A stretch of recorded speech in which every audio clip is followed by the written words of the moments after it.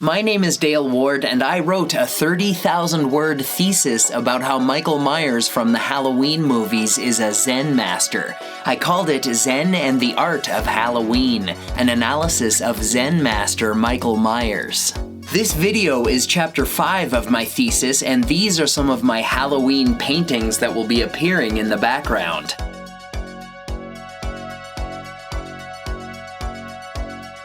So let's get into chapter 5, which is titled Trick or Teach.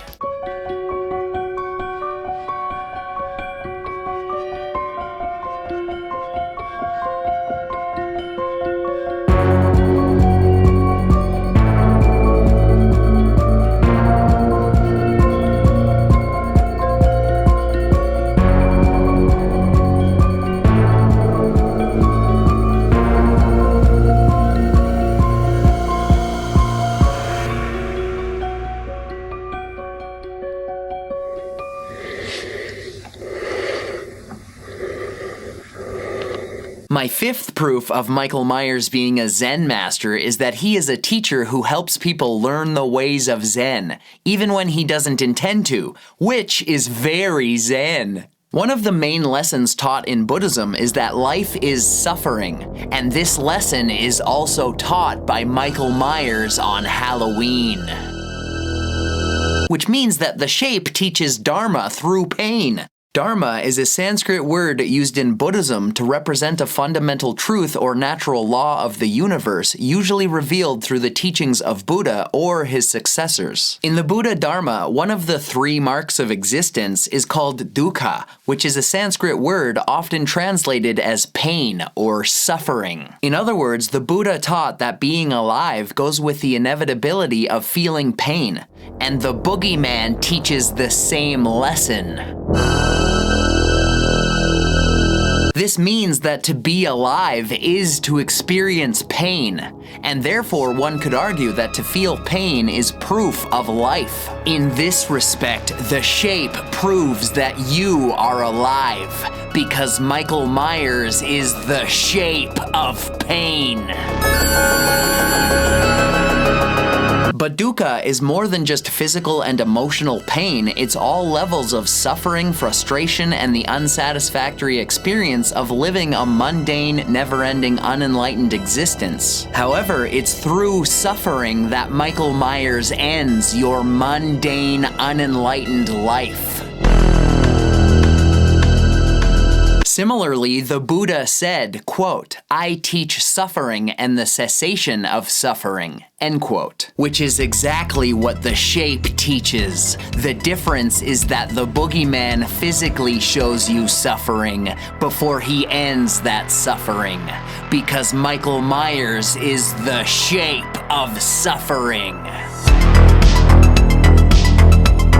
Through his seminars on dukkha, the boogeyman teaches the Buddha's 4 noble truths by giving these lessons. 1. Pain exists. 2. Pain has a cause. 3. Pain ends. 4. There is a path that leads to the end of pain. To be specific, 1. You know that pain exists because 2. Michael Myers stabs you. Additionally, the physical pain of being stabbed comes with emotional suffering due to your frantic hope to escape the shape without being stabbed, but you simply cannot stop him. 3. The boogeyman teaches you that pain ends when he kills you. 4. The path that leads to the cessation of suffering is the path that leads to Michael Myers on Halloween.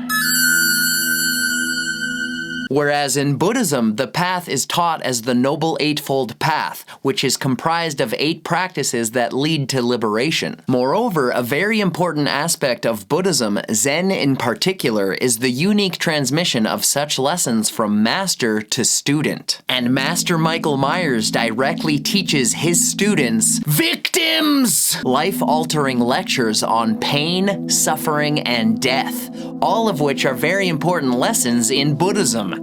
especially death. Maraṇasati is a Pali word meaning mindfulness of death, and it refers to the Buddhist meditative practice of being mindful and aware that you could die at any moment. In the same way, the boogeyman is a literal constant reminder that death is always near. Therefore, Michael Myers is the shape of Maraṇasati, because he forces you to be mindful and aware that death is close at all times. He could be just around the corner, lingering behind the bushes, sitting in your back seat, waiting in your closet, or standing right behind you in the darkness. The shape shows you that death is inevitable and can come for you at any time, because Michael Myers is death incarnate.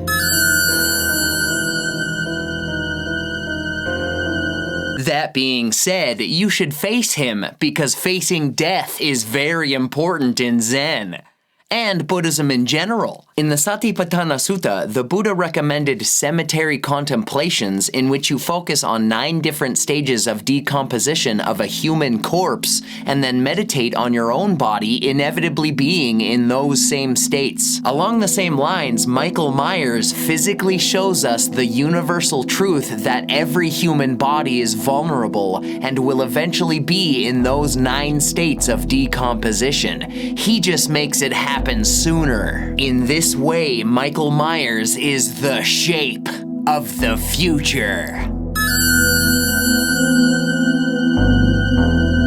The shape teaches that death is not an unnatural or negative event in the future that is to be put out of our minds, but something to focus on as a normal, inevitable, and essential part of our present reality. Zen monk D.T. Suzuki said, quote, "Death is what inevitably follows from birth. There is nothing ominous about it." End quote. Thus, it's clear that Zen masters totally and completely accept death as part of life.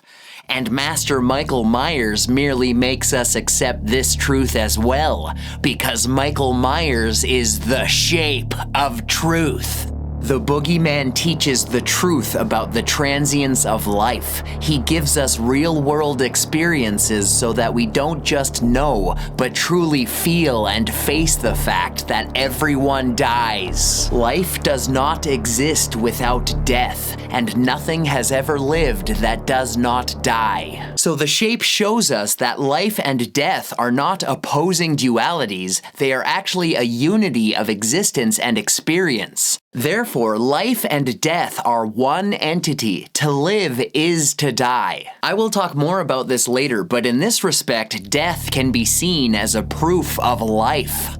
So this is yet another way that Michael Myers proves that you are alive. Or were alive. The word Halloween is a contraction of All Hallows Evening, meaning that October 31st is the night before All Hallows Day on November 1st, which is the observance of remembering the dead who were hallowed. November 2nd is known as the Day of the Dead, or Dia de los Muertos in Spanish, or All Souls Day, which is the commemoration of every dead person. Halloween, All Hallows Day, and the Day of the Dead are a 3-day triduum of death called All Hallowtide for remembering, commemorating, and celebrating the dead. And for the Celtic pagans, the evening of October 31st marks the beginning of the festival of Samhain, which is a massive celebration of autumn with a huge harvest feast, bonfires, and traditionally, the ancient burial mounds are opened and seen as portals to the underworld. So regardless of religious background, many people believe that Halloween is the time of year when the veil between our world and the world of the dead is thinnest, allowing the living and the dead to be reunited. And Michael Myers is really in the Halloween spirit of this celebration, because he literally reunites the living with the dead, mostly by making the living dead. This further proves that Michael Myers is the shape of Halloween.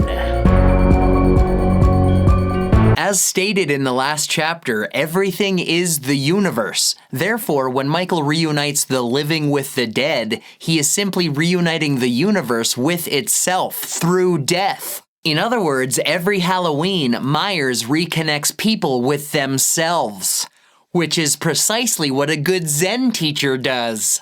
Our great teacher and master, the boogeyman, teaches us to be our true selves, because death is a part of who we are.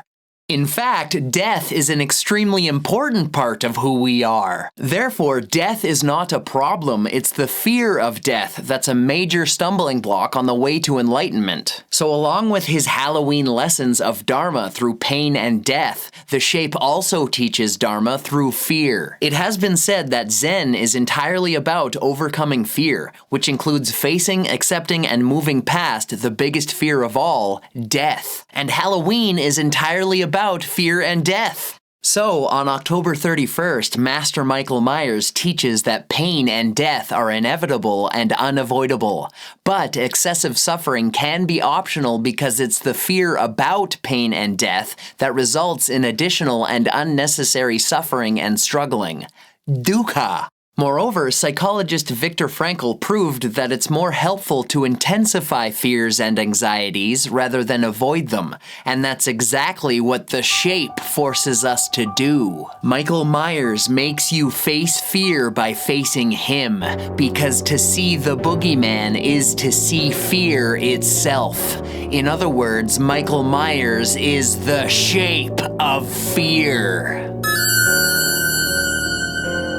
If you ever happen to see the boogeyman, you will usually only see him for a moment and then he will disappear, which increases your fears and anxieties. And is also a great lesson. For instance, on Halloween in 1978, Laurie Strode was sitting in class, and when she glanced outside, she saw Michael standing there watching her. But when she looked back, he was gone. Later that day, while walking home with Annie Brackett, Laurie briefly saw the Shape again, but he disappeared behind a bush. And it was the 70s, so there was a lot of bush. Shortly thereafter, Laurie saw the boogeyman standing by the clothesline outside her window, but she blinked and he was no longer there. All of these situations made Laurie even more frightened. And were profound lessons from Master Michael Myers. He was revealing that it's often not reality, but thoughts and imagination that unnecessarily increase fear and suffering. This makes it very clear that fear is Michael's Yāna. Yāna is a Sanskrit word that's usually translated as vehicle. In Buddhism, Yāna means an adapted conveyance, method, or mode of practicing Dharma. For example, the Mahayana school of Buddhism has the prefix Maha, meaning great vehicle, and the Hinayana school has the prefix Hina, meaning small vehicle. Therefore, I think that the Halloween lessons from Michael Myers should be called the Fear-Ayana school of Buddhism, because many Zen students need aggressive lessons of fear, so the boogeyman runs them over with his vehicle of fear, even though we're still not sure where he learned how to drive. One of the reasons why I love Halloween is because I love fear. Fear is experienced, shared, sought after, and even welcomed every October. Halloween is the only socially acceptable time to embrace fear and death. As Sheriff Brackett said to Laurie Strode in 1978, "You know, it's Halloween. I guess everyone's entitled to one good scare, huh?" And through this Halloween fear, the Shape shows you Dharma and the reality of here and now by terrifying you, which pulls you out of your mind and puts you back into your body in the present moment. Thus, when Master Michael Myers teaches you fear, he is asking you the very fundamental question, who are you when you are afraid? In Zen, this question is called a koan. The Japanese word koan is a Zen term for a certain kind of story, statement, question, or riddle given by a Zen master for the student to contemplate or meditate on, with the purpose of pointing the student towards enlightenment and the nature of reality and identity. The problem is that existence is not made of words, because words are illusory human symbols and concepts that represent reality, but words are not reality itself. That's why a koan may seem to be nonsensical or paradoxical, because koans attempt to communicate that which cannot be communicated. In other words, a koan uses words to show the limits of words while pointing beyond words and logic and reasoning. Thus, the problem of any koan becomes, how do you show what is real while only using illusions? Or, how do you get rid of illusions with illusions? The boogeyman is the answer to these questions. A koan is not meant for intellectualization, because the true nature of existence is like Michael Myers, in that it cannot possibly be truly comprehended, understood, represented, or totally shown. Reality is like the shape. It is ineffable, yet it is everywhere all the time. In this way, the boogeyman, Zen, and reality itself are all beyond human conception. They can only be seen, felt, and experienced in the here and now. That's why everything Michael Myers does is a koan, which can help you get in touch with the experience of enlightened existence. Michael Myers is the shape of a koan. One famous koan question is, who is dragging this corpse around? And the boogeyman is asking you this koan by actually dragging a corpse around. However, Michael's Halloween version of this koan is much deeper than it appears, because the truth is that it's not Michael Myers dragging the corpse around. As I pointed out in Chapter 3, Michael Myers, the shape, and the boogeyman are words used to symbolize and communicate the concept of the embodiment of pure evil. But again, he is not made of words and symbols. He is made of flesh and blood and evil.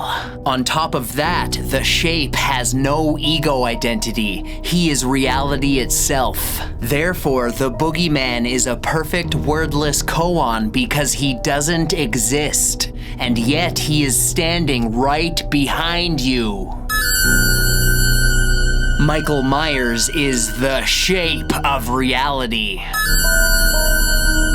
All that being said, the corpse-dragging koan is actually pointing out that most people feel that they are inside their body and using it like a vehicle, and Myers challenges that mentality with his koans of killing. If Michael's koans were put into words, they could be, once your body dies, who is left? Or who is it that's inside your body? Or who are you when you are separated from your body? The shape is a very unique Zen master because he not only physically gives you these koans without using words, but then he actually helps you find the answers in the flesh, while he drags your corpse around. If you think that you are inside your body, the boogeyman will correct you by showing you your own corpse.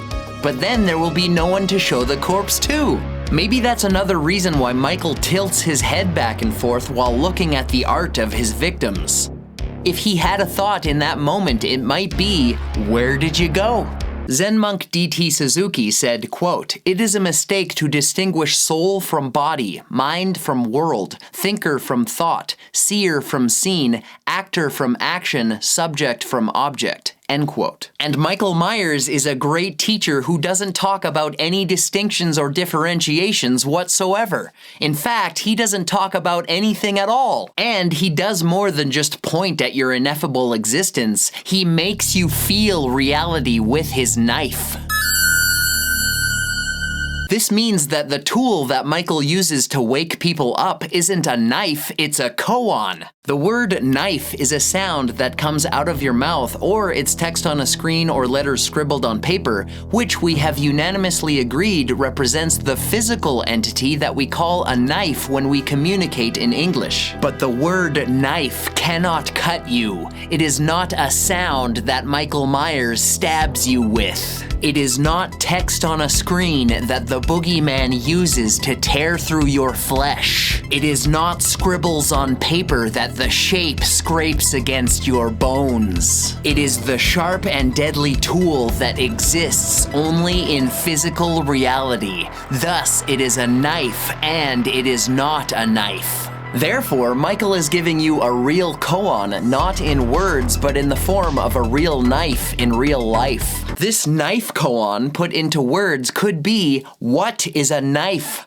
Or what happens when you and the knife become one? Or where are you when the knife is in you? In every case, the boogeyman plunges the koan directly into you, over and over again. Which means that Michael Myers uses his knife to not only cut through your body, but also to cut through your thoughts, because the shape is pointing directly at reality with his very sharp koan. That's why it's extremely important to not mistake the koan nor the Zen master for the truth at which they point. In other words, you must not confuse the knife with the direction that the knife is pointing.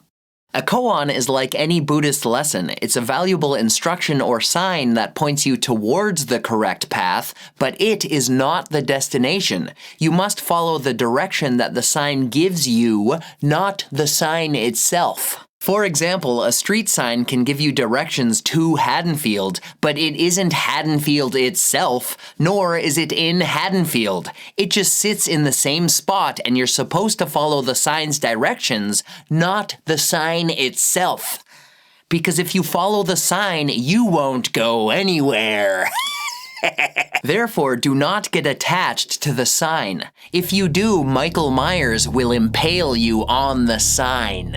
And the shape isn't the only Zen master who teaches non-attachment to the signs and teachings of Buddhism. The Buddha said, quote, "The root of suffering is attachment," end quote. And in the Diamond Sutra, he told a parable about a raft that helps you cross an expanse of water to get to the other shore where a better life is waiting. Once you get to the other shore, you no longer need the raft, so you leave it there. Vietnamese Zen monk Thich Nhat Hanh summed up the point of this parable when he said, quote, "The teaching is like a raft that carries you to the other shore. The raft is needed, but the raft is not the other shore. Use the raft to cross to the other shore, but don't hang on to it as your property. Do not become caught in the teaching. You must be able to let it go."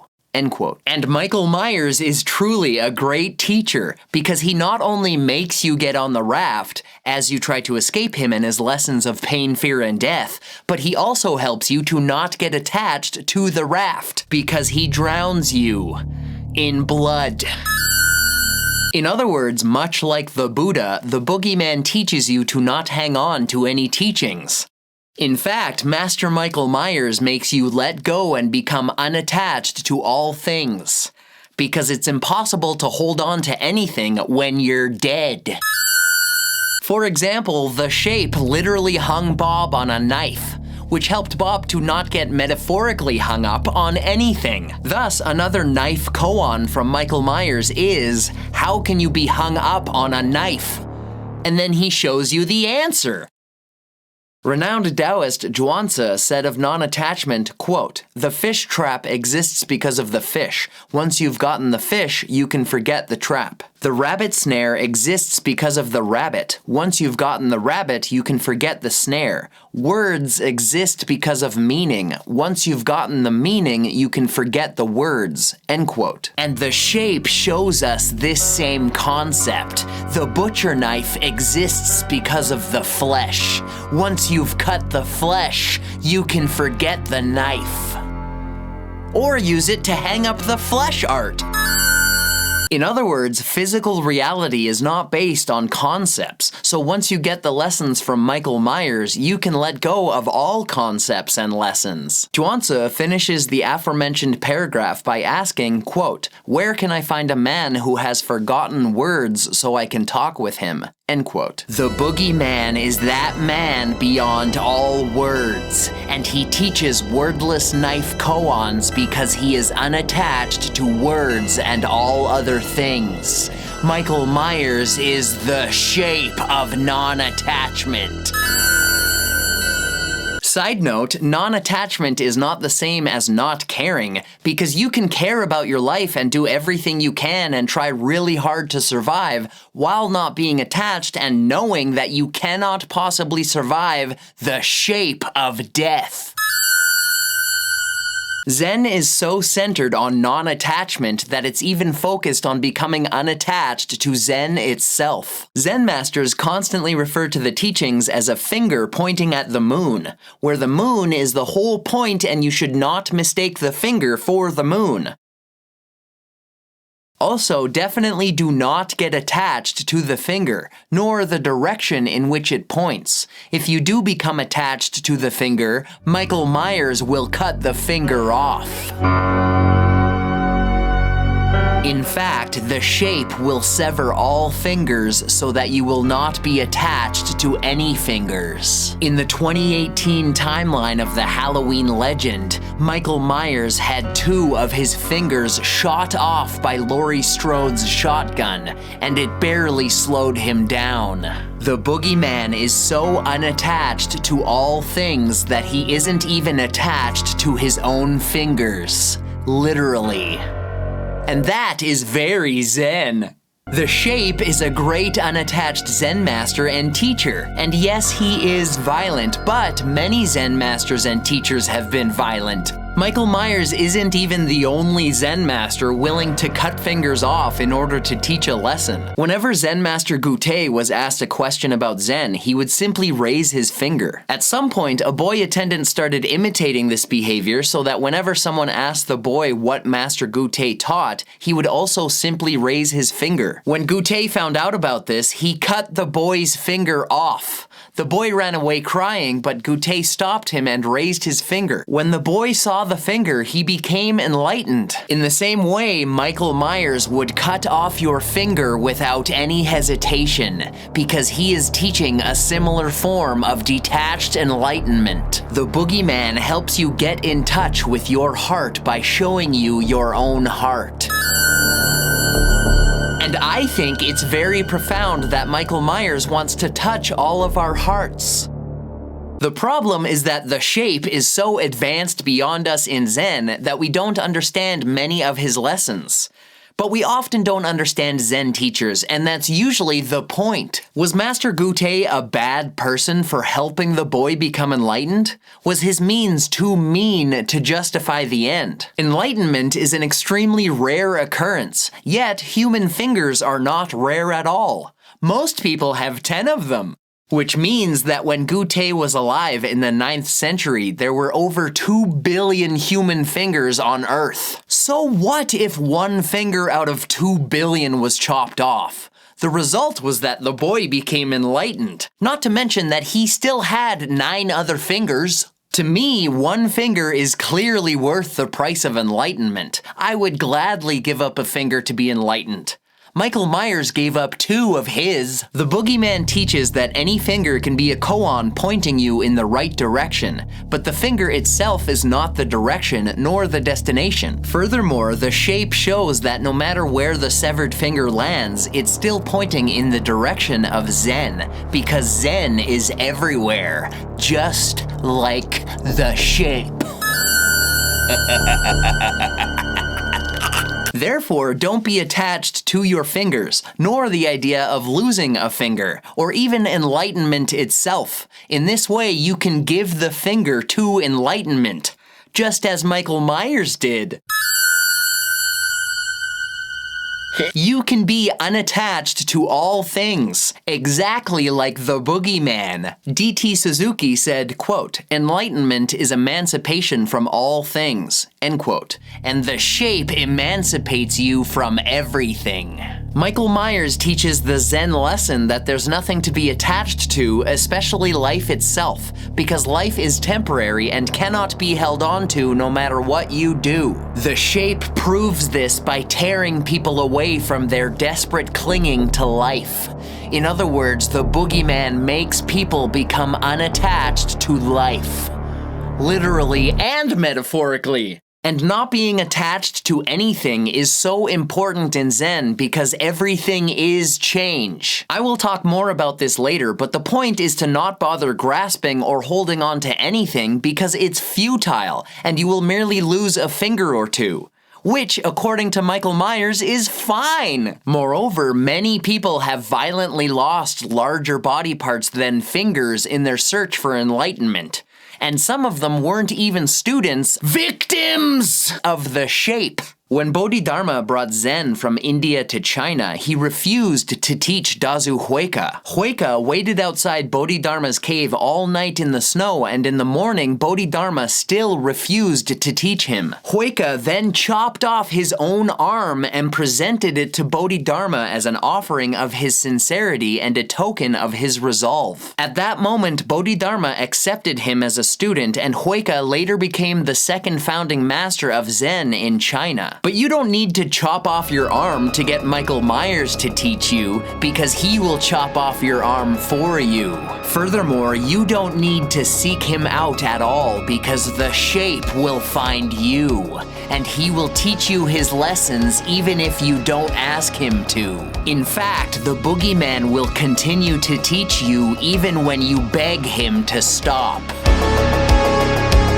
After losing his arm, Huike asked Bodhidharma to pacify his mind, so Bodhidharma said, "Show me your mind so I can pacify it." Huike said, "When I look for my mind, I cannot find it." Bodhidharma responded, "There, your mind is pacified." But again, you don't need to ask Michael Myers to pacify your mind because he will do it for you by showing you your brain where your mind is supposed to be. Then, when you literally look for your mind in the flesh of your brain, you won't be able to find it, and this will pacify your mind.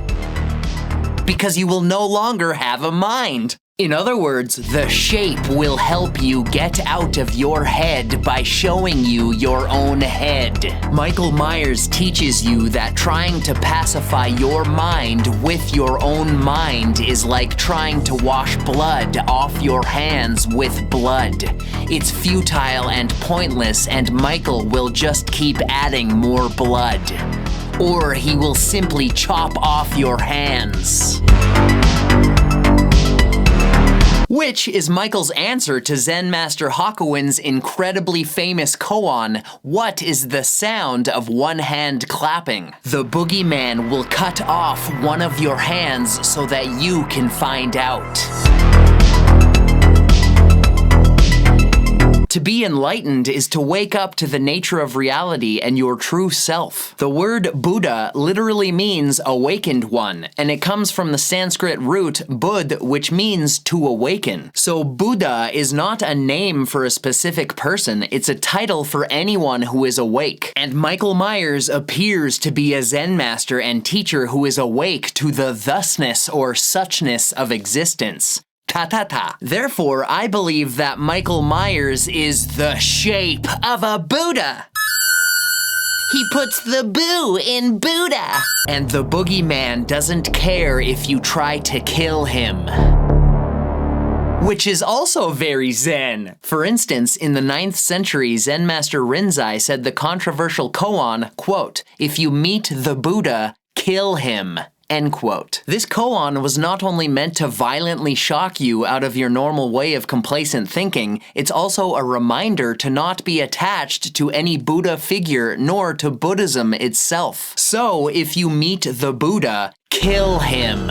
And since Michael Myers is the shape of a Buddha, the Halloween version of Rinzai's koan is, if you meet Michael Myers, kill him. Dr. Loomis consistently gave this koan to everyone he could, but no one has been able to solve this ultimate Halloween Zen koan. Just ask Laurie Strode or anyone else from Haddonfield how hard it is to kill Michael Myers. But Master Rinzai's koan about killing the Buddha is also a reminder that you should not be seeking a separate Buddha outside yourself. You should be awakening the Buddha within. If you search outside yourself for a Buddha, the shape will tear you open and show you where you should be looking. Here again, you should follow the direction in which Michael's knife is pointing, inside you. To reiterate the importance of this point, Zen Master Dogen warned, quote, "If we seek Buddha outside the self, the Buddha changes into a devil," end quote. Perhaps that is why Dr. Loomis says Michael has the devil's eyes. Because Michael Myers is the shape of the devil. Michael Myers is the shape of reality. So what if not? To me, I'm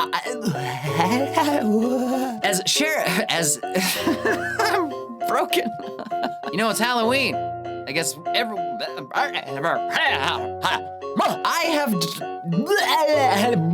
Michael Myers not only shared and for example, with the purpose of pointing the student towards the face him and in the sati everything Michael Myers does is a koan.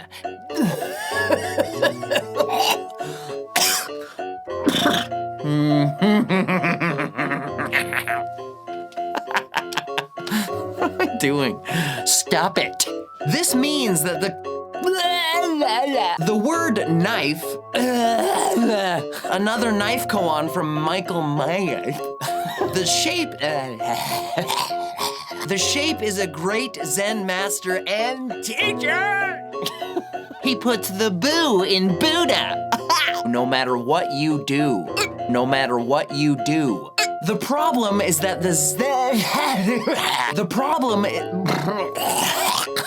and it was the 70s, so there was a lot of bush. And it was the 70s, so there was a lot of bush. Dharma is like the boogeyman. In other words, a koan.